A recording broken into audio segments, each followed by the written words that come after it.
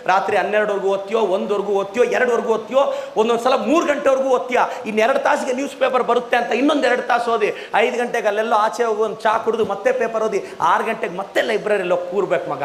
ಕಷ್ಟ ಆಗುತ್ತೆ. ಮ್ಯಾಕ್ಸಿಮಮ್ ಅಂದರೆ ಒಂದು 5-6 ಡೋಲೋ, 1-2 ಅಮೃತಾಂಜನ ಅಷ್ಟೇ ಮಗ ಇನ್ವೆಸ್ಟ್ಮೆಂಟು.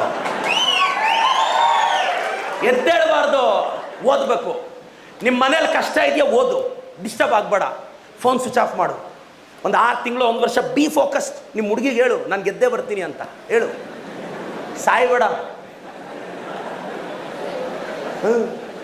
ಭಾಳಷ್ಟು ಜನ ಎಲ್ಲ ಏನು ಬ್ರದರ್, ನಾನೊಂದು ಹುಡುಗಿನ ನೋಡೋಕೆ ಹೋಗಿದ್ದೆ ಬ್ರದರ್, ಆ ಹುಡುಗಿ ನನ್ನ ಮದುವೆ ಫಿಕ್ಸ್ ಆಗೋಗ, ನೀವು ನನ್ನೇ ಯಾಕೆ ನೋಡೋಕೆ ಬಂದ್ರಿ?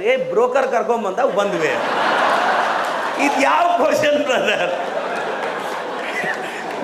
ಅಲ್ಲ, ನೀವು ನನ್ನೇ ಯಾಕೆ ನೋಡೋಕೆ ಬಂದ್ರಿ?